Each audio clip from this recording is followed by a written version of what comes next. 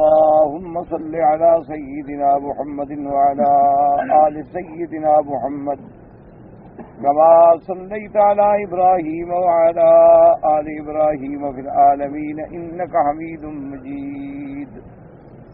قال الله تبارك وتعالى في كلامه المجيد: أعوذ بالله من الشيطان الرجيم. بسم الله الرحمن الرحيم. والذين آمنوا وعملوا الصالحات لا نكلف نفسا إلا وسعها أولئك أصحاب الجنة هم فيها خالدون. ونزعنا ما في صدورهم من غل تجري من تحتهم الأنهار وقالوا الحمد لله الذي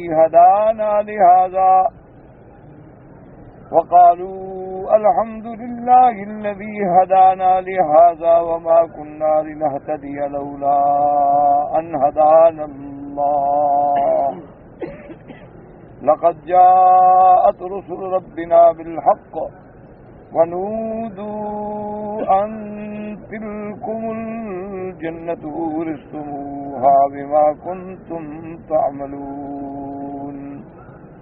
قال المؤلف والمفسر رحمه الله تعالى: أدام النفع بعلومه وعلومكم في الدارين آمين. إلى أن قال: لما ذكر تعالى حال الأشقياء عطف بذكر حال السعداء فقال: والذين آمنوا وعملوا الصالحات، أي آمنت قلوبهم وعملوا الصالحات بجوارحهم، ضد أولئك الذين كفروا بآيات الله واستكبروا عنها. نبه تعالى على أن الإيمان والعمل به سهل، لأنه تبارك وتعالى قال: لا نكلف نفسا إلا وسعها أولئك أصحاب الجنة هم فيها خالدون. ونزعنا ما في صدورهم من غل تجري من تحتهم الأنهار إلى آخر الآية. اب مفسر رحمۃ اللہ علیہ سورۃ الاعراف کی ان آیات مبارکہ کی تفسیر بیان فرماتے ہیں. جیسا کہ سابقہ آیات مبارکہ میں آپ نے احوال پڑھا ہے اشقیاء کا، کفار کا، کہ جو لوگ کفر پہ، شرک پہ، اللہ تعالی کے انکار پہ، انبیاء اور رسل سے اعراض پہ جن کو موت آئی ان کا کیا حشر ہوگا، یہ آپ پچھلی آیات میں پڑھ چکے. تو یہ سنت اللہ کتاب مجید میں، اللہ کے قرآن میں، کہ جہاں جہاں بھی اللہ نے ذکر کیا ہے تو دونوں ضدین کا ذکر کیا. یعنی قرآن مقدس میں اگر کسی جگہ کفار، مشرکین اور ان کے معال نار جہنم کا ذکر آیا ہے تو اس کے ساتھ مومنین کا ذکر آیا، کیونکہ یہ قاعدہ ہے کہ الاشیاء تتباین باضدادھا، کہ جب دونوں ضدین کا ذکر کر دیا جائے تو پھر بات جو ہے زیادہ واضح ہو جاتی ہے اور زیادہ کھل کے سامنے آ جاتی ہے. اسی لیے جہاں آپ دیکھیں گے جنت کا ذکر ہے وہاں جہنم کا ذکر ہے، جہاں مشرکین، مجرمین، ظالمین کا ذکر ہے وہاں مومنین، متقین، ابرار کا ذکر ہے. تو اس سے پہلی آیات میں جو آپ سابقہ دروس میں پڑھ چکے ہیں کہ اللہ تبارک و تعالی نے ہر بندے سے ایک عہد لیا تھا، اور وہ عہد عام تھا کہ یا بنی آدم اما یاتینکم رسل منکم یقصون علیکم آیاتی فمن اتقى واصلح فلا خوف عليهم ولا هم يحزنون والذين كذبوا بآياتنا واستكبروا عنها اولئك اصحاب النار هم فيها خالدون. اللہ پاک نے اپنے بندوں سے ایک عہد لیا تھا کہ جب تمہارے پاس میرے رسول آئیں، میرے پیغمبر آئیں اور اگر تمہیں میری آیات کو سنائیں تو پھر بات سمجھ لو کہ جو اللہ سے ڈر گیا، اور جس نے اعمال صالحہ کیے اور اپنی اصلاح کر لی اس پہ تو کوئی ڈر نہیں، کوئی غم نہیں۔ لیکن جن لوگوں نے قرآن پاک کے آنے کے بعد، میرے انبیاء اور رسول علیہم السلام کے آنے کے بعد ان کی تکذیب کی اور استکبار کیا، تو وہی لوگ جو ہیں وہ جہنم میں رہیں گے۔ تو یہ اللہ تبارک و تعالیٰ اپنے بندوں پہ واضح کر۔ اسی طرح اللہ تبارک و تعالیٰ نے عالم ارواح میں ہر بندے سے یہ عہد لیا تھا کہ الست بربکم قالوا بلا، اپنی ربوبیت کا اقرار لیا۔ اب دنیا میں آنے کے بعد جب لوگ دو گروہوں میں بٹ گئے، ایک تو وہ لوگ ہیں جنہوں نے اس عہد کو توڑ دیا، اللہ تبارک و تعالیٰ کی ربوبیت و الوہیت کا انکار کر بیٹھے، اور انہوں نے اربابا من دون اللہ، دنیا میں آگے چھوٹے چھوٹے رب بنا ڈالے،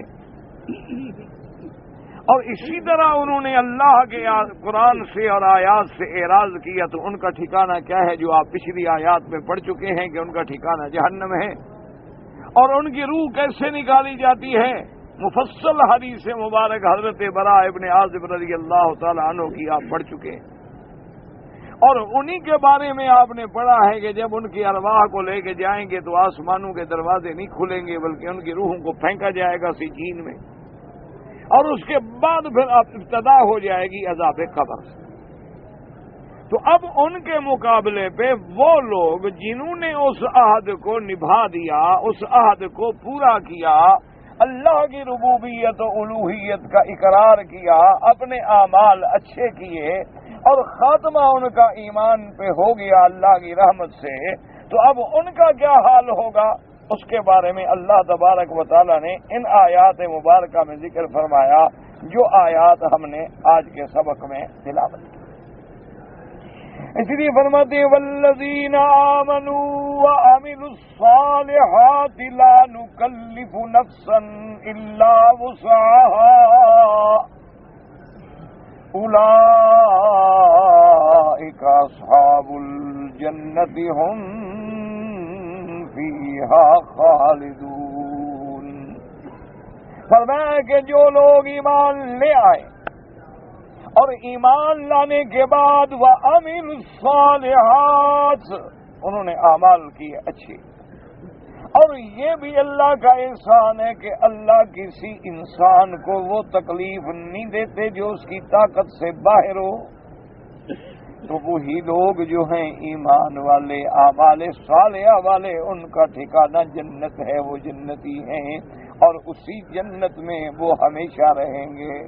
تو اسی لیے ان آیات پہ تھوڑا غور کریں کہ سب سے بڑا مغالطہ جو دنیا میں عام ہو گیا ہے وہ یہ ہے، اس بات کو تو آپ چھوڑ دینا کہ کافر جو ہیں وہ تو کافر ہیں، چلو ختم بات، لیکن جو ایمان والے لوگ ہیں انہوں نے بھی یہ سمجھ رکھا ہے کہ صرف ایمان لے آنا ہی کافی ہے، بس کہ بھئی ہم کلمہ پڑھتے ہیں، مسلمان ہیں، ہم نے اللہ کو بھی مانا ہے، حضور صلی اللہ علیہ وسلم کی بھی مانا ہے، ہم نے ملائکہ کو بھی مانا ہے، اور ہم قیامت کو بھی مانتے ہیں، بس کافی، خلاص۔ تو یہ ایک سب سے بڑا مغالطہ، اور پھر وہ اپنے آپ کو مطمئن کرنے کے لیے وہ روایات، وہ آیات، وہ احادیث دیکھتے ہیں کہ ایک بندہ ایمان لے آیا، مر گیا، جنت میں گیا، وہ احادیث مبارک دیکھتے ہیں کہ جن میں حضور پاک نے فرمایا کہ من قال لا الہ الا اللہ دخل الجنہ، جس نے کلمہ پڑھا جنت میں جائے گا،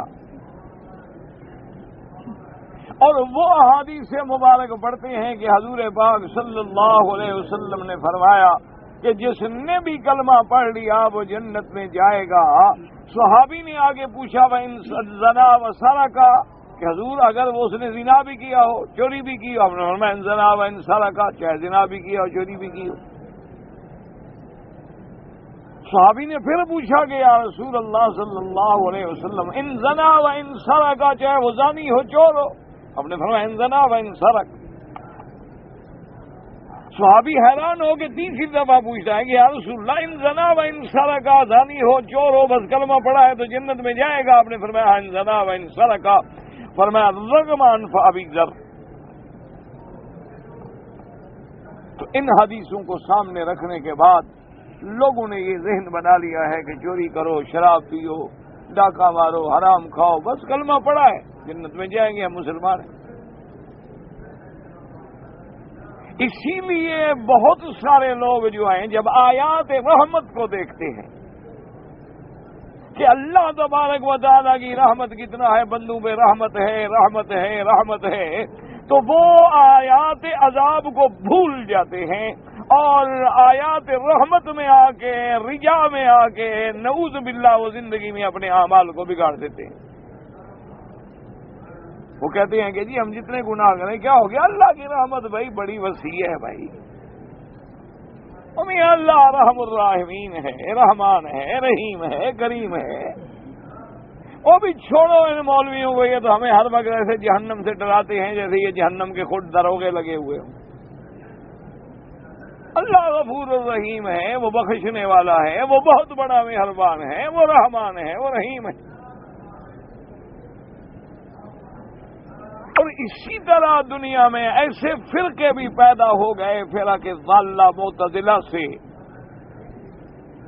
جنہوں نے یہ ساتھ میں آیات وعید اور آیات تخویف اور انذار اور اللہ کے عذاب کی آیات جو دیکھی تو وہ اس عقیدے پہ چلے گئے کہ اگر کسی بندے سے، کلمہ پڑھنے والے سے زندگی میں ایک دفعہ بھی کوئی بڑا گناہ ہو گیا، کبیرہ زنا ہو گیا، چوری ہو گئی، قتل ہو گیا، کوئی بڑی فواحش کا ارتکاب کر لیا، تو وہ کہتے ہیں یہ جنت میں جائے گا ہی نہیں،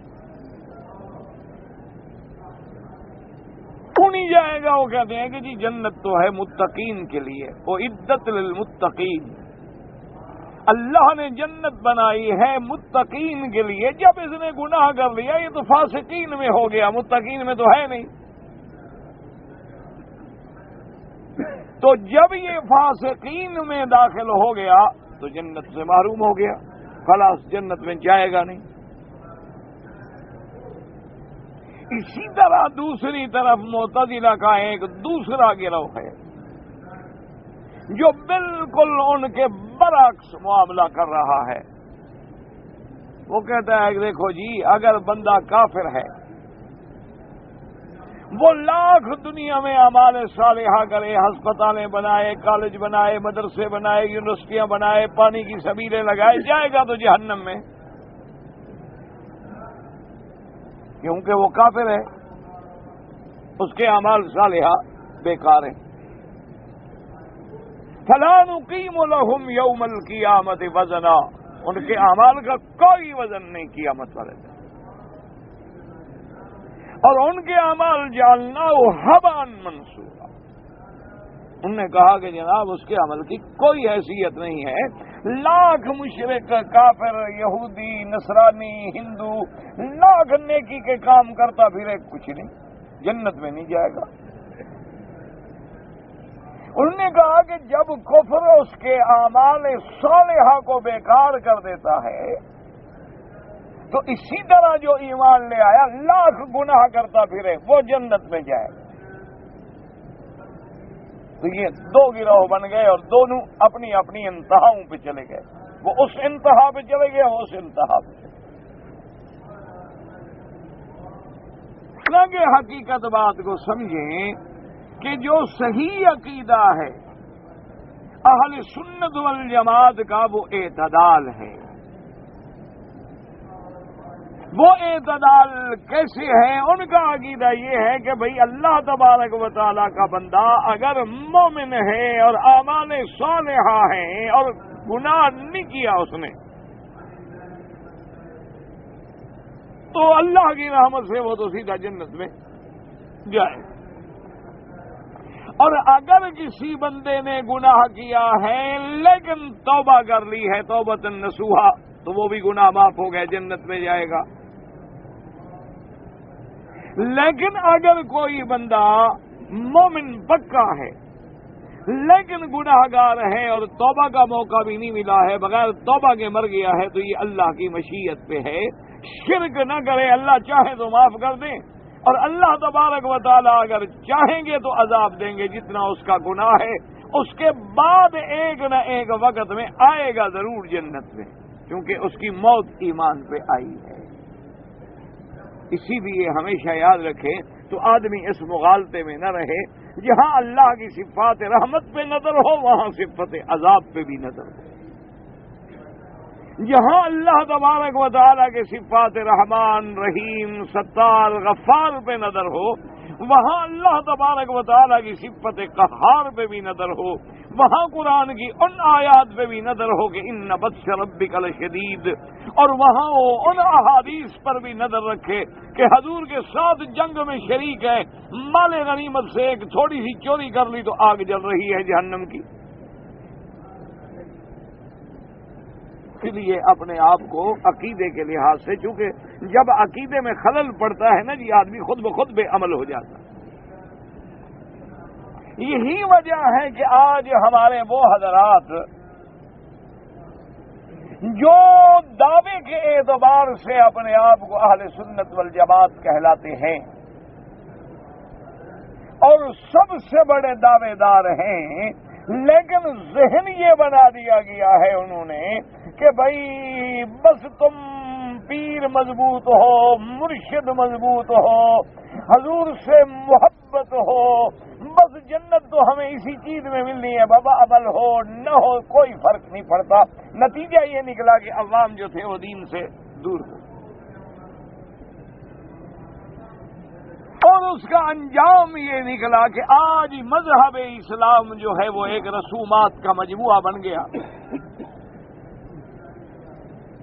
دین اسلام جو ہے وہ دین نہیں رہا بلکہ ایک مذہب بن گیا اور رسومات کے مجموعے کا نام بن گیا کہ بھئی جو بندہ ربیع الاول آ رہا ہے میلاد منا لیتا ہے، حضور کا معراج منا لیتا ہے، کبھی کبھی گھر میں قرآن خوانی کروا دیتا ہے، اور کبھی کبھی جناب خیرات صدقات بھی کر دیتا ہے، اور رمضان المبارک میں کچھ زیادہ خیرات کر دیتا ہے، بس ٹھیک ہے خلاص، باقی کیا ضرورت ہے نماز روزے کی. اسی لیے آپ دیکھ لیں جا کر اپنے ملکوں میں بھی اور کسی بھی اسلامی ملک میں، الا ماشاء اللہ اس ملک پہ اللہ کی ایک رحمت ہے کہ یہاں اللہ کا شکر ہے، عقیدہ بھی ہے اور نماز بھی ہے. ہزار کمزوریوں کے باوجود فرشتے تو یہ بھی نہیں ہیں، بندے ہیں، انسان ہیں، غلطیاں تو ان میں بھی ہوتی ہیں، لیکن ان پہ اللہ کی ایک بڑی رحمت ہے کہ ایک تو ان کا عقیدہ بڑا ٹھیک ٹھاک ہے، اور دوسرا ان میں ایک خوبی ہے کہ بندہ جس حال میں بھی ہے، سفر میں جا رہا ہے، مرد ہے، عورت ہے، نماز کا وقت ہو گیا، ہر حال میں نماز پڑھ لے گا، چاہے سنتیں نہ پڑھے، نفل نہ پڑھے، فرض ادا کر لے. اللہ نے ان کو یہ نعمت دی ہے، ایک عقیدے کی نعمت اور ایک نماز کی نعمت. راستے میں آپ جائیں، بڑے بڑے امیر لوگ ہوں گے، کار کھڑی ہے مٹی پہ کھڑے ہیں، اللہ اکبر، نماز پڑھ. اچھا ان کے گھروں میں بڑے لوگ ماڈرن ہو گئے، جب دولت آتی ہے تو یہ برائیاں تو خود بخود آتی ہیں نا ساتھ میں. جب دولت آئے گی تو فتنہ تو آئے گا نا میرا بھائی، خود بخود ساتھ آئے گا. یہ تو ایک ایسی چیز ہے نا کہ جب دولت آتی ہے تو وہ ان فتنوں کو خود بخود ساتھ لے آتی ہے. تو جب دولت آئے گی تو صاف بات ہے کہ گھروں میں پھر ٹی وی بھی آ گیا، VCR بھی آ گئی، فلمیں بھی آ گئی،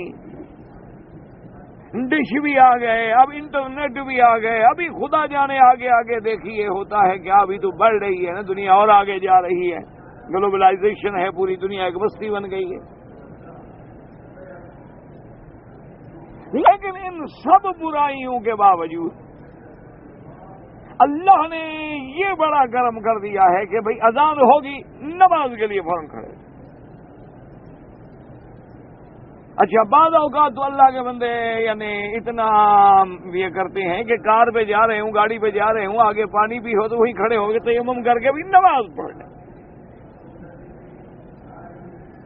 اچھا پاؤں میں جرابیں پہنی ہوئی ہیں باریک سی، بوڑھا بسا کر دیں گے، چلو بھائی کسی امام کے نزدیک تو جائے دیں، اب کون اپنے بوٹ خراب کرے، کون پاؤں دھوئے نکالے، اور پھر پاؤں بھیگ گئے تو جوتا خراب ہو گیا، چلو اسی پہ مسا کر لے، اللہ اکبر، کھڑے ہو جائیں گے، نماز پڑھ لیں. بہرحال کسی نہ کسی حالت میں اللہ کے دربار میں حاضری تو لگ گئی. لیکن ہمارے ملک میں تو آپ دیکھ لیں یہ حال ہے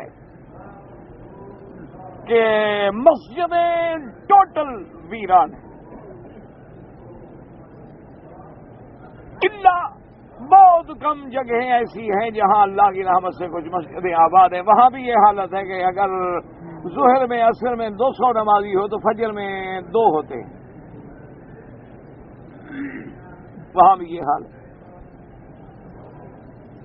سینما آباد ہیں, فلمیں آباد ہیں, ٹکٹ پہ لینے لگی ہوئی ہیں, لوگ لڑ مر کے ایک دوسرے کے کپڑے پھاڑ رہے ہیں, اور کبھی لڑائی ہو جائے تو اس کے اندر کرسیاں جل جاتی ہیں, سر پھٹ جاتے ہیں, زخمی ہو جاتے ہیں, لیکن پھر بھی فلم پہ مریں گے, فلمیں بھری ہوئی ہیں, موقع نہیں ملتا, بلیک ہو رہی ہے ٹکٹ. وجہ کیا ہے کہ ان کو پتا ہے کہ بھئی لاکھ فلمیں دیکھو گا, بابا بھی ربیع الاول آ رہا ہے, ہم میلاد منا کے بس حضور کو راضی کر لیں گے, خلاص قصہ ختم ہو گیا. یہ سارا سال ٹکرے مار دیں کی کیا ضرورت ہے. ادھر ہمارے شیعہ حضرات ہیں, انہوں نے کہا ٹھیک ہے جناب سارا سال جو مرضی ہے کرو نا, بس 10 دن تم اہل بیت کا حضرت حسین کا ماتم کر لو بس. اور بابا جب حسین راضی ہو گیا تو حضور تو خود بخود راضی ہو گیا نا, وہ تو محبوب ہے نا حضور کا, لاڈلا ہے حضور کا. جب حسین راضی ہو جائیں گے وہ تو بالکل بار بار چوری چوری پکڑ کے تمہیں جنت میں لے جائیں گے. بات ہی ختم ہو گئی. اور پھر حضرت علی کھڑے ہوں گے ماشاءاللہ حوض کوثر پہ, اور چابی ان کے ہاتھ میں ہوگی, وہ تو اپنے ماننے والوں کو تو فوراً جنت میں لے جائیں گے نا. تمہارے ذمہ صرف اتنا ہے کہ 10 دن اپنے آپ کو اہل بیت کے ماتم میں کپڑے سیاہ پہن لو, چارپائیاں الٹی کر دو, جلوس نکالو حضرت کے نام سے, ذوالجناح نکالو, کبھی سیج نکالو, کبھی جناب اور چیزیں رسومات کر لو. بس یہ 10 دن آپ کے غم میں گزار لو اور تم پکے مومن ہو گئے. مومن کیا ان کا جو بہت پکا آدمی ہو نا, کوئی بالکل پکا مذہب والا آدمی, وہ بھی روزانہ پتہ ہے کیا کرتے ہیں, شام کو عشاء کو آگے 5 نمازیں کٹھی پڑھ لیتا. شام کو عشاء کے وقت آ جائے گا, اپنی مسجد میں کھڑے ہو کے 5 نمازیں کٹھی, السلام علیکم, خلاص جان چھوٹی, 10 منٹ میں فارغ ہو کے گھر چلا گیا.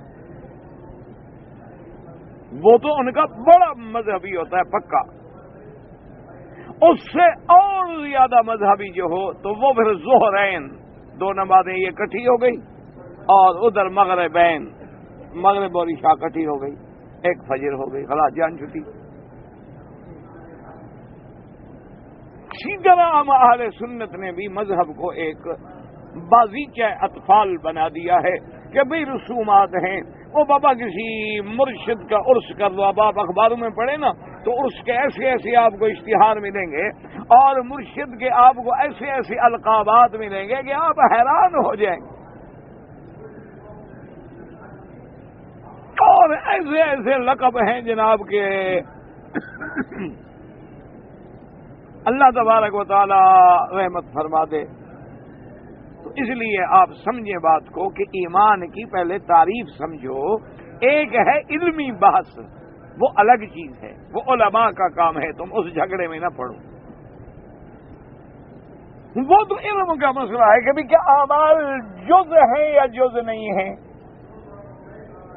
اعمال داخل ہے یا نہیں, وہ تو ایک علمی بحثیں ہیں. حالانکہ اس میں بھی کوئی خاص فرق نہیں ہے, الحمدللہ ثم الحمدللہ, صرف یعنی سمجھانے کا فرق ہے. اب دونوں کی ایک ہے. تمام ائمہ کرام کی تعریف جو ہے, محدثین ہوں فقہا ہوں, ایک ہے, لیکن انداز بیان میں فرق ہے. اس سے ایک آدمی کہتا ہے کہ جی میں نے آج اللہ کی کتاب مجید کی تلاوت کی ہے. دوسرا کہتا ہے میں نے قرآن پڑھا ہے. تیسرا کہتا ہے جی میں نے آج منزل پڑھ لی اپنی. اب بات تو ایک ہی ہے نا, پڑھ تو سارے قرآن ہی رہے نا. یعنی ایک نے کہہ دیا جی کہ میں نے قرآن شریف پڑھا ہے, ایک نے کہا جی میں نے آج اللہ کی کتاب مجید کی تلاوت فرمائی ہے، تیسرے نے کہا جی میں نے آج اپنی منزل پڑھی ہے، چوتھے نے کہہ دیا جی اللہ کا شکر ہے یار آج تو مجھے قرآن دیکھنے کا موقع ملا ہے۔ بات تو ایک، بات میں کیا بات، لیکن اب یہ الگ بات ہے کہ اسی کو لوگوں نے جھگڑے بنا دیے ہیں۔ جیسے آپ کے ملک میں جتنی دین کی جماعتیں ہیں نا، تو ایک جماعت کہتی ہے کہ جی ہمارے ملک میں نظام اسلام نافذ ہو، نظام اسلام، دوسری جماعت کہتی ہے نہیں اسلامی نظام ہو، تیسری جماعت کہتی ہے کہ نہیں جناب نہیں یہ دونوں غلط کہہ رہے ہیں، نظام نفاذ مصطفیٰ ہو، چوتھے کہتے ہیں وہ کہتے ہیں نہیں جناب یہ تینوں جھوٹ بولتے ہیں، نفاذ شریعت، پانچویں جماعت کہتی ہے کہ نہیں جی نہیں ہم تو وہی مانیں گے جو بالکل نظام خلافت راشدہ ہو۔ اب خدا کے لیے اگر ٹھنڈے دل سے ان کو بٹھا دیں تو نظام مصطفیٰ کوئی اور ہے، خلافت راشدہ کوئی اور چیز ہے، نظام اسلامی کوئی اور چیز ہے، اسلامی نظام کوئی اور چیز ہے، خدا کا خوف۔ لیکن کیا ہے کیونکہ میرا نعرہ تھا نا اسلامی، اگر یہ مانا گیا تو میں کامیاب ہو گیا نا، میں لے آیا نا اسلام کو پکڑ کے۔ سلوگن ہیں، نعرے ہیں، بات بالکل اندر سے ایک ہے۔ اسی طرح اللہ پاک اگر ہمیں آپ کو ہر مسلمان کو کلمے پڑھنے والے کو ہدایت فرما دیں، ایمان سے کہیں کہ باقی دیکھو جی جو باطل فرقے ان کو آپ چھوڑیں، مثلا دیوبندی جماعت، اہل حدیث، اچھا اسی طرح بریلوی حضرات ہیں، ان سب کو ایمان سے ان کے جو بڑے بڑے علماء ہوں نا، بڑے اہم علماء، میرے جیسے نہیں 2 جماعتیں پڑھ کے مولوی بننے والے ہیں، ان کے جو بڑے بڑے علم والے ہیں ان کو ذرا کعبہ شریف کا دروازہ کھلوا کے اندر بٹھوا دیں، ان کو کہیں جی آپ لوگوں کا قرآن ایک ہے یا الگ الگ ہے؟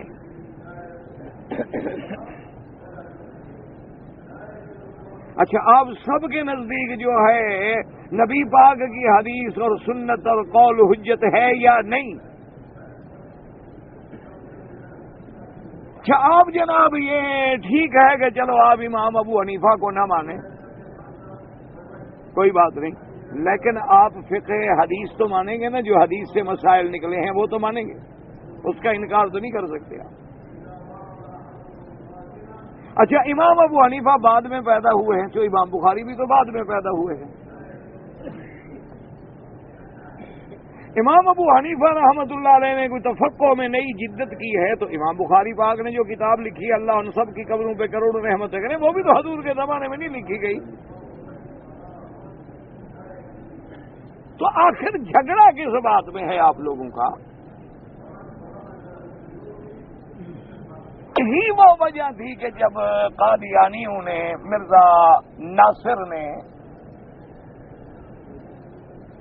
اور وہ باقاعدہ کتابوں میں موجود ہے، کتابیں چھپی ہوئی ہیں، آپ پڑھ سکتے ہیں، رپورٹ موجود ہے چھپی ہوئی، مستند طریقے سے چھپی ہوئی رپورٹ موجود ہے، وہ کورٹ کی پوری کاروائی جو ہے وہ چھپی ہوئی موجود ہے کہ مرزا ناصر نے یہی بات جو تھی پارلیمنٹ میں آ کے اٹھائی تھی مفتی صاحب کے سامنے، اس نے کہا تھا کہ اب اسپیکر صاحب اور ممبران اسمبلی ان مولویوں کی باتوں میں نہ جائیں، یہ ہمیں کہتے ہیں قادیانی کافر ہے، قادیانی کافر ہے، چھوڑیں حضرت، یہ تو لوگ ہی ایسے ہیں، یہ دیکھو ہمارے پاس اشتہار ہے، بریلوی کہتے ہیں دیوبندی کافر ہیں، دیوبندی کہتے ہیں بریلوی کافر ہے، اہل حدیث کہتے ہیں دونوں کافر ہیں، یہ دونوں کہتے ہیں وہ کافر ہیں، یہ دیکھو اشتہار۔ کہا جناب یہ دیکھیں یہ ہمارے پاس اشتہار ہیں، تو انہوں نے تو ایک دوسرے کو کافر کہنے کا ٹھیکہ لیا ہوا ہے، یہ تو عادی ہو گئے ہیں مولوی، ان کو تو جو بندہ تھوڑا سا ان کے مزاج کے خلاف ہو جائے کہہ دیتے ہیں کافر ہے۔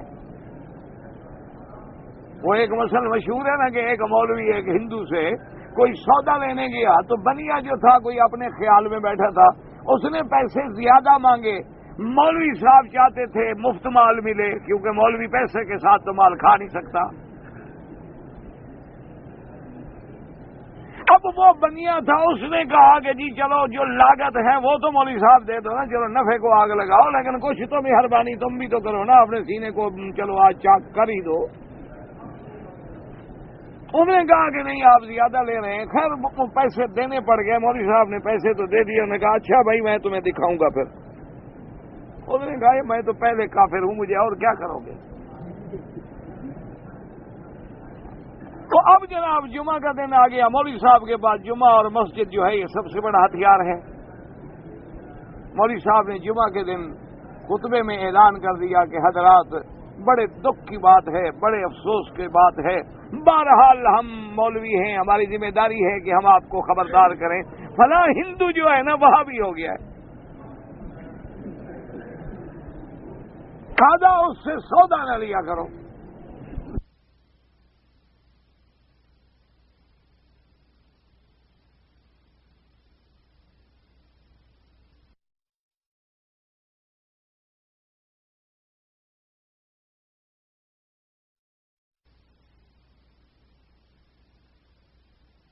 یار کمال ہے، لا حول ولا قوت الا باللہ، دیکھو وہابی ہو گیا مطلب۔ اس نے کہا آپ کو پتا ہے یار، سنا ہے آپ نے آج مولانا صاحب کہہ رہے تھے مسجد میں وہابی ہو گیا۔ دوسرا ملا، انہوں نے کہا بھائی آپ نے سنا یار کمال ہے، دیکھو اتنا عرصہ گزارا بدبخت نے، ہندو رہا لیکن یہ تو نہیں تھا نا کہ وہابی بن جائے، وہابی ہو گیا۔ اب لوگوں نے سودا لینا بند کر دیا۔ وہ تو ہندو تھا، اس کو ایک ہفتے میں اس بات سمجھ آ گئی کہ میرا دکان تو ٹھپ ہو گیا، مولوی صاحب نے بدلہ لے لیا۔ وہ جناب رات کو اس نے کچھ اپنا حلوہ، کوئی جناب اس کی چینی، کوئی بوری کھانڈ کی، کوئی بادام، کوئی پستہ، نیجا، ایک بڑا ٹوکرا بنا کے رات کو گیا۔ اس نے کہا حضور مہربانی کریں یہ ہدیہ بھی قبول کریں، کافر تو میں تھا، یہ وہابی والی ٹکٹ اتاریں مجھ سے۔ قوم ہماری، مولوی صاحب نے کہا دیکھو تم نے کی تو زیادتی ہے، پر ہم شریف لوگ ہیں، دروازے پہ آ گئے ہو، معاف کیا، شریف آدمی ہے نا، پیسے بھی مل گئے حرام کے۔ جمعہ پھر آ گیا، جناب مولوی صاحب نے کہا حضرات مبارک ہو مبارک ہو، جو تھا نا وہابی ہونے سے توبہ کر دیا۔ اب جناب پھر لائن لگ گئی سودا لینے والوں کی۔ تو جس قوم کا یہ عالم، ہماری ناسمجھی کا، اللہ کے دین سے دوری کا اور دین سے جہالت کا یہ عالم ہو کہ آج تک 1400 سال گزر گئے ہیں اور ہم آج بھی لوگوں کو فروعی مسائل پہ لڑا رہے ہیں اور فروعی مسائل پہ ان کے خلاف محاذ بنا دیتے ہیں اور اتنے آگے بڑھ جاتے ہیں نعوذ باللہ کے لوگ دین سے متنفر ہو گئے۔ اصل بات کو ہم سوچنے کے لیے بھی تیار نہیں، سمجھنے کے لیے بھی تیار نہیں۔ اللہ نے خدا جانے ان حضرات کا عقل چھین لیا ہے یا کیا ہو۔ آج بھی اگر نعوذ باللہ ثم نعوذ باللہ ثم نعوذ باللہ ایک انگریز، ایک یہودی، ایک عیسائی، ایک ہندو اسکالر چیلنج کرتا ہے، وہ کہتا ہے یار دیکھو کیا یہ مسلمان ہیں، یہ تو 1400 سال سے ابھی تک نماز پہ لڑ رہے ہیں، وہ کہتا ہے اس کی نماز صحیح نہیں، وہ کہتا ہے اس کی نماز صحیح نہیں، ان کا کیا دین ہے؟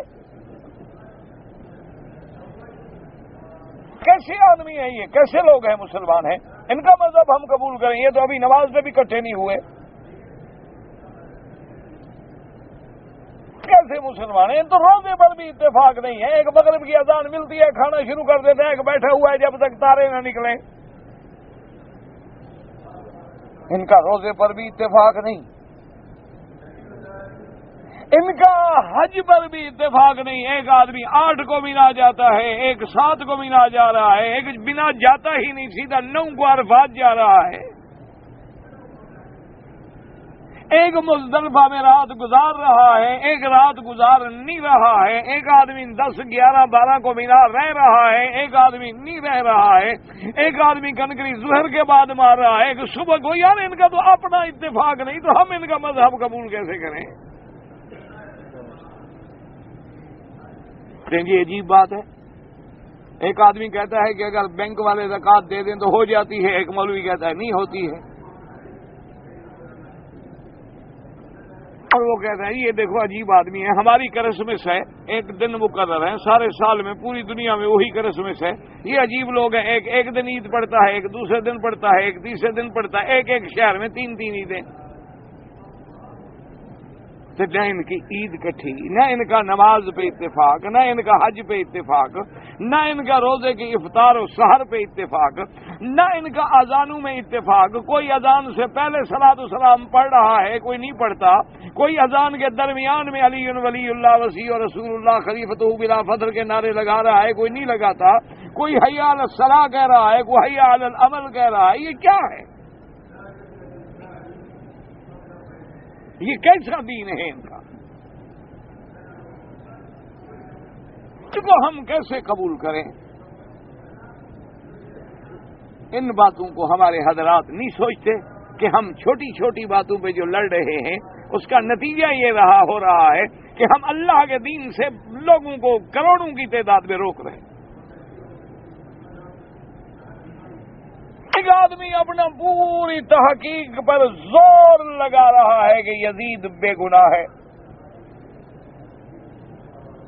ایک اپنی پوری ریسرچ کر رہا ہوگا تو نہیں جناب یزید تو بڑا پلید ہے۔ اسی جھگڑوں میں مبتلا،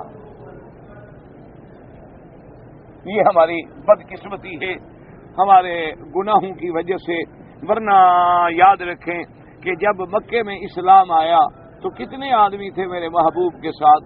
جب آپ نے ہجرت فرمائی ہے تو کل 80 ٹوٹل 80 آدمی۔ مدینہ منورہ جانے کے بعد جب بدر میں آئے ہیں تو کل پونجی جو ہے اسلام کی 313 آدمی، لیکن انہوں نے اسلام 44 لاکھ مربع میل پہ پہنچا دیا،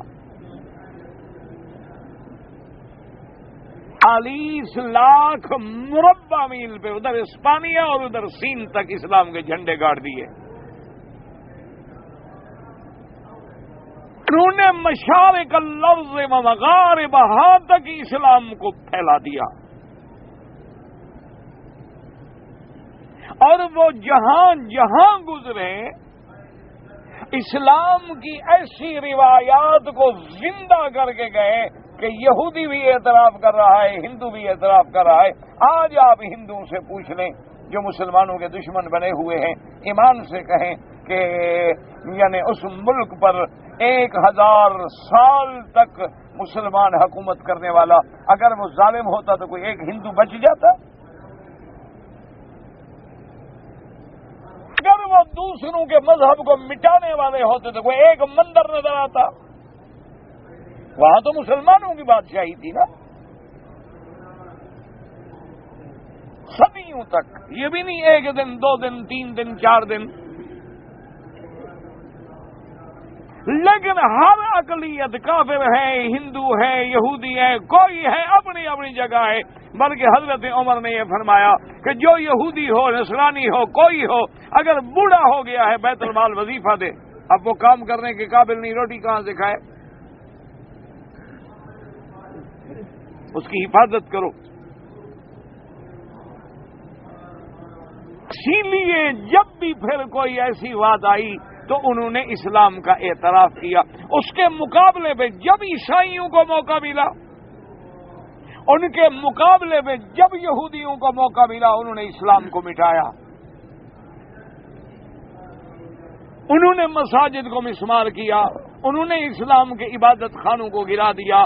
یہ ان کا کردار تھا اور یہ اسلام کا کردار۔ آج دنیا میں 1 ارب اور 26 کروڑ مسلمان ہیں، لیکن اسلام آگے کیوں نہیں بڑھتا اور لوگ اسلام قبول کیوں نہیں کرتے؟ آپ پوری دنیا میں چلے جائیں، باہر کے ملکوں میں جہاں مرضی آئے آپ کی چلے جائیں، وہ لوگ بیچارے بالکل سچی بات ہے، کوئی مانے یا نہ مانے، وہ کہتے ہیں جی کہ پہلے یہاں صرف تبلیغ والے لوگ آتے تھے، ان کی وجہ سے اتفاق تھا، مسجدیں آباد تھیں، لوگ دھڑا دھڑ اسلام میں آ رہے تھے۔ جب سے آپ کے مولوی پہنچے ہیں یہاں بھی آگے وہی کفر کی مشینیں چلائی ہیں، بریک لگی، لوگ آتے تھے بھی 6 کلمے ہیں بس پڑھ لو، یہ بس شکل میں سیکھ لو، بابا نماز پڑھو، مسجد میں جاؤ، داڑھی رکھو، حرام نہ کھاؤ، سود نہ کھاؤ، جو مل گیا اس کی داڑھی بھی آ گئی، پگڑی بھی آ گئی، نمازی بھی بن گیا تھا، نہ جھگڑا، نہ شرارت، نہ فتویٰ بازی، نہ کوئی مسئلہ، کوئی بات پوچھتے وہ بابا کسی عالم سے پوچھ لو، میں تو خود جاہل ہوں۔ تو ان کی محنتوں سے انقلاب آئے ملکوں میں، لاکھوں گھرانے دین پہ آ گئے، لاکھوں لوگ جو تھے ڈاکٹر، بڑے بڑے انجینئر، بڑے بڑے فلاسفر، بڑے بڑے سائنٹسٹ اسلام میں داخل ہو گئے، اور جب ہمیں موقع ملا ہم پہنچے، ہم نے کہا جناب یہ کافر، اس نے کہا وہ کافر، اس نے کہا وہ کافر، اس نے کہا وہ کافر۔ اب جو بیچارہ اسلام لانا چاہتا تھا اس نے کہا یہ تو ہے سارے کافر، میں کدھر جاؤں؟ رونے کی باتیں ہیں میرے بھائی، ہنسنے کی بات نہیں، اللہ کے نزدیک یہ رونے کی بات ہے، غم کی بات ہے، ماتم کی بات ہے کہ ہم اصول کو چھوڑ کے چھوٹے چھوٹے مسئلوں پہ لڑ گئے۔ ٹھیک ہے، ہم مسلمانوں کو کہیں گے جو پکے دیندار ہیں کہ بابا تم لباس وہ پہنو جو سنت کے مطابق ہے۔ ایک نئے آدمی سے اگر آپ اس کو قرآن نہیں آتا، توحید نہیں آتی، خدا کو نہیں مانتا، آپ پہلے اس کی کہیں کہ شلوار اونچی کرو، وہ خدا کو نہیں مانتا، تم شلوار اونچی کروا رہے ہو، وہ نبی کو نہیں مانتا بدبخت، تم اس کو کہتے دیکھو یہ تم جہنم میں جاؤ، دیکھو نا تمہاری پینٹ نیچے ہے۔ اے مولوی صاحب آپ کے پاس کوئی جہنم کی چابی ہے کیا؟ یا تمہارا کنٹریکٹ ہے کہ جس کو مرضی ہے پکڑ کے ادھر بھجوا دو؟ یہ عقل کرو۔ تو اسی لیے جب پارلیمنٹ میں مرزا ناصر نے یہ بڑا مسئلہ پیش کر دیا کہ اس نے کہا کہ جناب یہ ہمارے پاس کتابیں ہیں، دیوبندی کہتے ہیں بریلوی کافر، بریلوی کہتے ہیں دیوبندی کافر، وہ کہتے ہیں الحدیث کافر، الحدیث کہتے ہیں وہ کافر، یہ دیکھو ان مولویوں کو عادت ہے اسی طرح یہ کہتے ہیں قادیانی کافر، ہم کافر شافر کوئی نہیں۔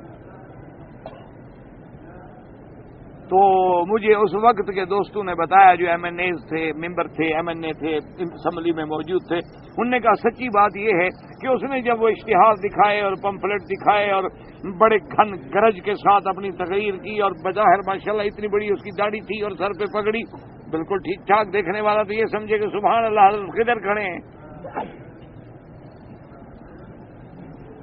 تم اتنی اچھی پگڑی نہیں باندھتے جتنا مرزا باندھتا ہے، تم تو ہو تو اتار کے پھینک دیتے ہو۔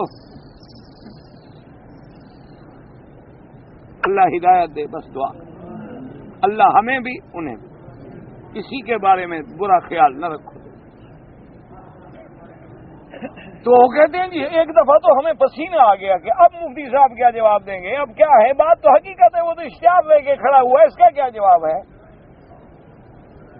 تو جب اس کا پیریڈ ختم ہوا اور جواب کے لیے اسپیکر نے مفتی صاحب کو کہا کہ ہاں جی بات کریں، تو مفتی صاحب کھڑے ہوئے، انہوں نے کہا کہ جی مرزا صاحب نے جو پمفلٹ، اشتہار اور کتابیں پیش کی ہیں بالکل ٹھیک، میں تسلیم کرتا ہوں، بالکل صحیح، لیکن انہوں نے کہا حضرت اس میں ایک بات سمجھیں کہ بریلویوں نے جو کفر کا فتویٰ دیا دیوبندیوں کو، انہوں نے کہا یہ گستاخ رسول ہیں، یہ اولیاء اللہ کے گستاخ ہیں، یہ نبی پاک کو بڑے بھائی کے برابر سمجھتے ہیں، یہ اللہ تبارک و تعالیٰ کے بارے میں عقیدہ رکھتے ہیں کہ خدا جھوٹ بولتا ہے، یہ اس لیے کافر ہے۔ اور دیوبندی علماء نے جو فتویٰ دیا، انہوں نے کہا جناب یہ قبروں پہ سجدہ کرتے ہیں، غیر اللہ کے نام پہ آگے ذبیحہ کرتے ہیں، غیر اللہ کا نعرہ لگاتے ہیں یا غوث یا دستگیر یا پیر، اور اپنے پیر مرشد انبیاء کو عالم الغیب سمجھتے ہیں، ان کو متصرف الامور سمجھتے ہیں کہ پیر ہر چیز کر سکتا ہے اور ہر چیز جانتا ہے، یہ اس لیے کافر ہیں۔ تو جب یہ فتویٰ شائع ہوا تو علماء دیوبند کے جو ذمہ دار لوگ تھے انہوں نے جواب دیا، انہوں نے کہا تم غلط کہتے ہو، ہم تو اللہ کے نبی کو نبی مانتے ہیں، خاتم الانبیاء مانتے ہیں، امام الانبیاء مانتے ہیں، سید الاولین والآخرین مانتے ہیں، اور ہم تو نبی کو اپنے برابر ماننے والے کو کافر سمجھتے ہیں، یہ ہم پر الزام غلط ہے۔ ہم اولیاء اللہ کو مانتے ہیں، ہم خود اولیاء اللہ کی بیعت ہیں، ہم تو خود ان کے مرید ہیں، تو یہ بھی الزام ہم پہ غلط ہے۔ اللہ کو ہم منزہ سمجھتے ہیں ہر صفت نقصان سے جو اللہ کی شان کے برابر نہ ہو، تو جو وجوہات کفر انہوں نے ہمارے ذمے لگائی تھی ہم نے انکار کر دیا، جب وجوہات کفر کا انکار کر دیا فتویٰ ختم ہو گیا۔ بھئی جن ایلیگیشن جن وجوہات پہ کفر کا فتویٰ لگا تھا آپ نے کہا کہ نہیں یہ ہمارے اندر نہیں ہے۔ اسی طرح جب بریلویوں پہ فتویٰ لگا تو ان کے جو بڑے بڑے علماء تھے ذمہ دار، انہوں نے کہا کہ جناب ہم نے تو مزاروں پہ بورڈ لے کے لگایا ہوا ہے کہ غیر اللہ کا سجدہ حرام،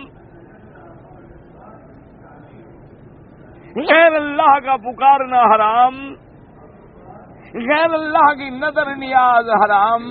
ہم نے تو بورڈ لکھ کے لگائے ہوئے ہیں، ہم تو نہیں مانتے ان چیزوں کو۔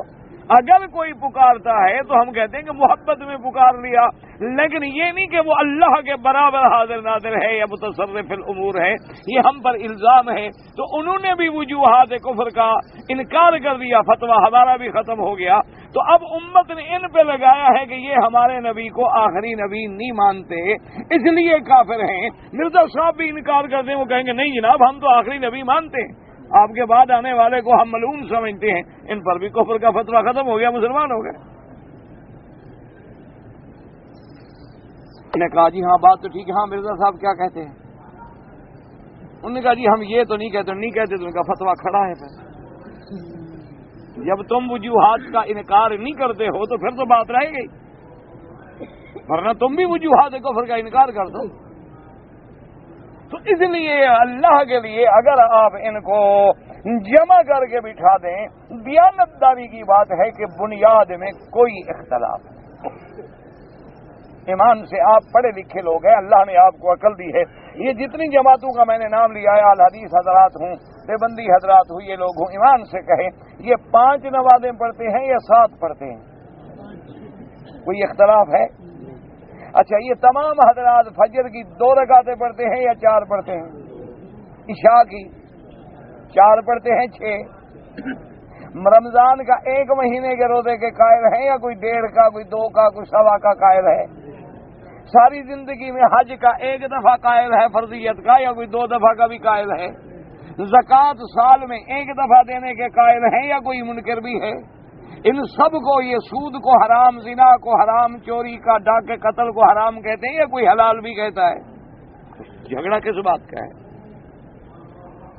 تو جھگڑا تو باقی فروعات میں رہ گیا نا، چھوٹے چھوٹے مسائل میں رہ گیا، جس میں اعلیٰ، اولا، افضل، غیر افضل، مستحب، غیر مستحب، وہ تو کوئی کفر کی بات ہے ہی نہیں۔ کوئی بھی کلمہ پڑھنے والا، عقل والا جو ہے، جس کو اللہ نے عقل سلیم دی ہے، ایمان سے کہیں، وہ کہ سمجھ سکتا ہے کہ مردے پہ قبر پہ سجدہ جائز ہے۔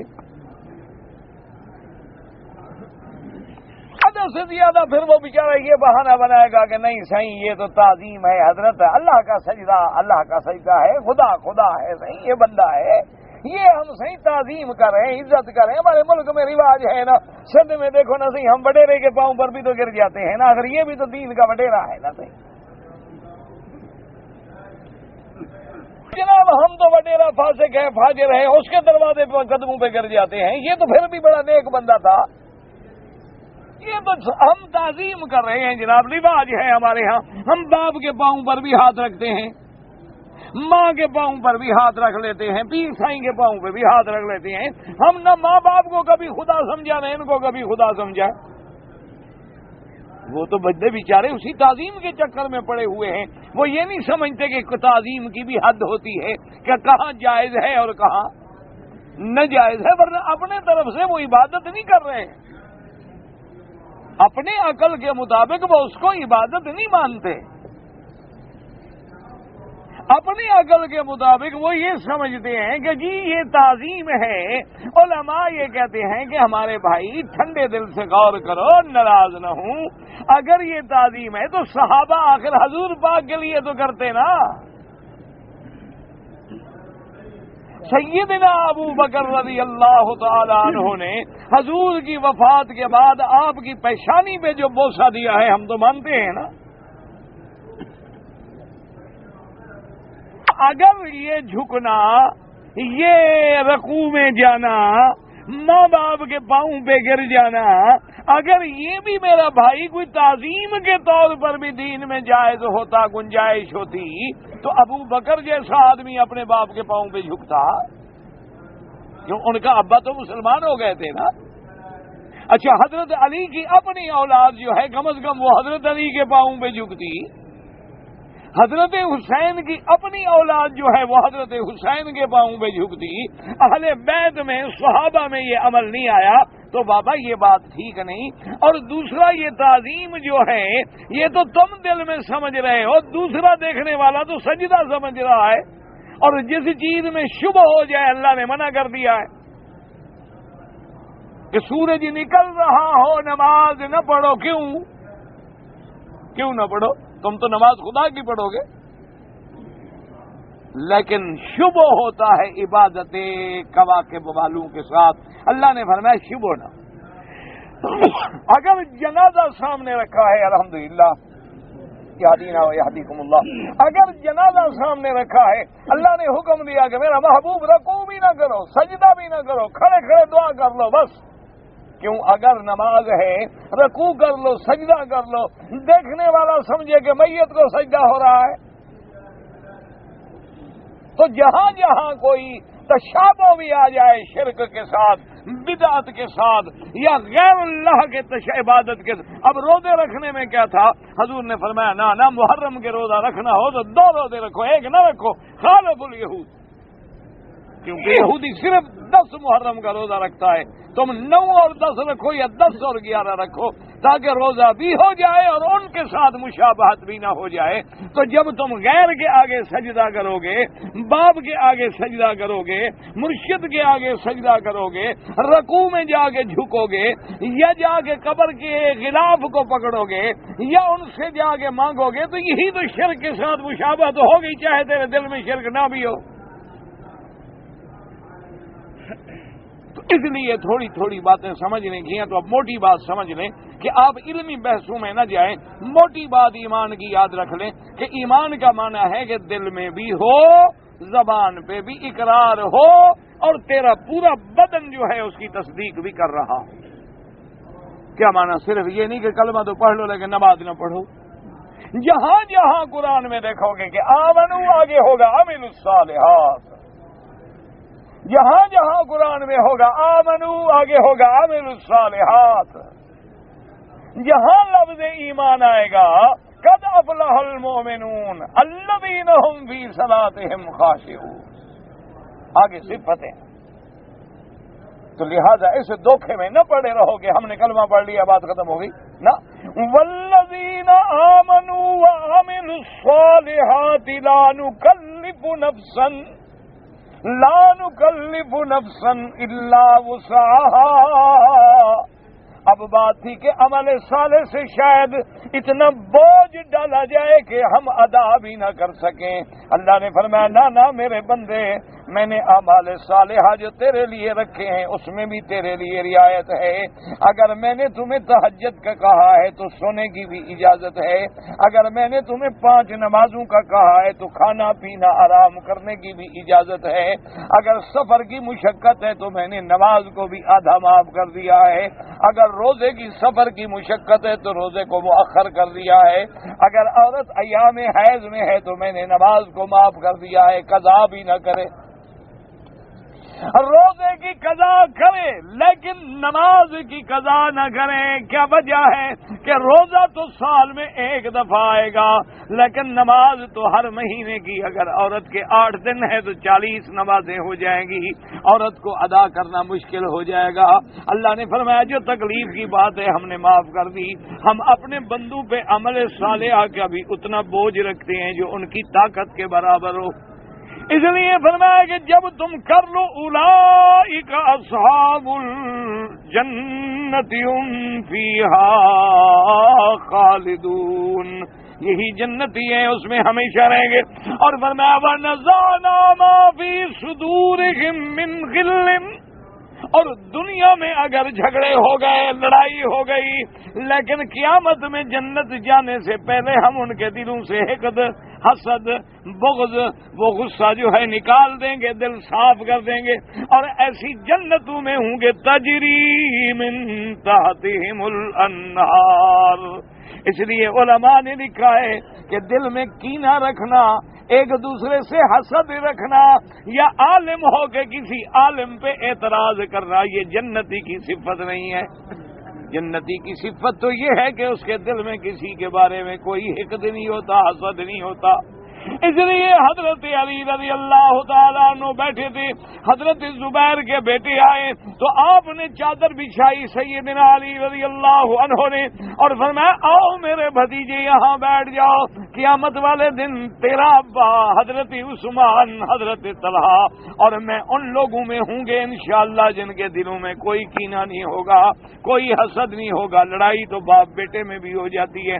وَنَزَعْنَا مَا فِي صُدُورِهِم مِّن غِلٍّ تَجْرِي مِن تَحْتِهِمُ الْأَنْهَارُ وَقَالُوا الْحَمْدُ لِلَّهِ الَّذِي هَدَانَا لِهَذَا، اور مومن یہ کہیں گے کہ مولا یہ ایمان والی ہدایت بھی تو نے دی، اعمال صالحہ کی توفیق بھی تو نے دی، ہمارے دلوں سے حسد و حقد بھی تو نے نکالا، ہمیں جنت تک پہنچانے کا راستہ بھی تو نے دکھایا، یہ تیرا شکر ہے، ورنہ ہماری کیا طاقت تھی، ہمیں تو یہ راستہ نہیں مل سکتا تھا۔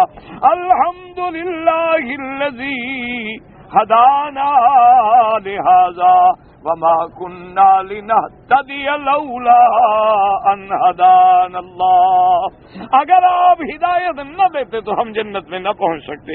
فرمایا لقد جاءت رسل ربنا بالحق، وہ پہلی آیت پہ غور کریں کہ یا بنی آدم اما یاتینکم رسل منکم، تو اب کیا کہیں گے مومن کہ لقد جاءت رسل ربنا بالحق، ہمارے پاس تیرے رسول آئے، حق بات لے کے آئے، ہم نے ان کی حق بات کو مانا، تسلیم کیا، ہم ان کے احکام میں چلے۔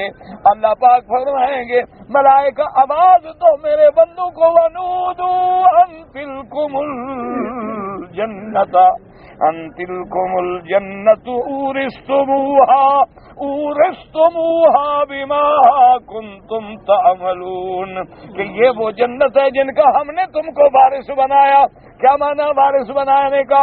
علماء نے لکھا ہے کہ اللہ نے جنت میں کافر کے لیے بھی تو جگہ رکھی تھی، لیکن جب کفر کیا تو وہ محروم ہو گیا، اس جگہ کا وارث بھی مومن بن گیا۔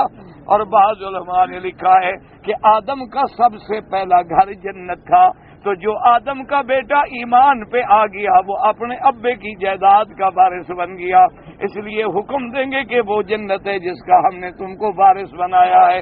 اور پھر شان کرم دیکھو، فرماتے ہیں اس سبب سے کہ تم نے جو عمل کیے ہیں، مولا عمل کی توفیق بھی تو نے دی ہے، لیکن یہ شان کریم ہے کہ کسی کو دے کے بھی احسان نہیں جتلاتا۔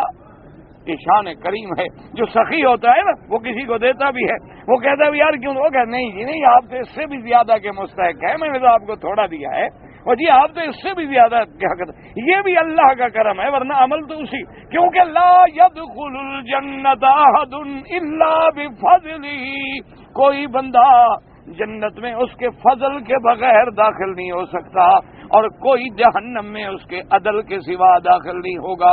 تو اللہ تبارک و تعالی آپ کو بھی ہمیں بھی اپنی رحمتوں سے جنت الفردوس عطا فرما دیں، اور دعا کرو اللہ بغض، اناد، جھگڑے سارے دور فرما دیں۔ اللہ تبارک و تعالی ہمیں دین کا، انبیاء کا، صحابہ، علماء کا، فقہاء کا ادب نصیب فرمائے۔ مدینہ منورہ کا میرے آقا نے، سرکار دو جہاں نے صلی اللہ علیہ وسلم نے فرمایا کہ ما بین جبلیہا، کہ دونوں طرف کے جو پہاڑ ہیں ان کے درمیان جو آپ نے فرمایا اللہ میں بھی اس کو حرم قرار دیتا ہوں، اس لیے اکثر ائمہ کرام اس کے بھی اسی حقوق کے قائل ہیں جیسے حرم مکہ کے قائل ہیں۔ صرف امام ابو حنیفہ رحمۃ اللہ علیہ فرماتے ہیں کہ نا، مدینہ حرم تو ہے لیکن تعظیم کے طور پہ اس کے لیے اللہ نے قرآن میں کوئی آیت نہیں اتاری. قرآن کی آیت جو ہے وہ صرف حرم مکہ کے بارے میں ہے. لیکن اکثر جمہور اسی پہ ہیں کہ حضور پاک نے جو عرض کیا اللہ کو اللہ نے منظور کر دیا. تو جو مابین جبل ہے ادھر بھی پہاڑ درمیان میں جو ہے وہ حد حرم. اگر کوئی آدمی قصاص کے بارے میں یعنی ایک آدمی نے قتل کیا اس کو قتل کیا گیا جنازہ پڑھیں گے بالکل پڑھیں گے کیوں اس کو دنیا میں سزا مل گئی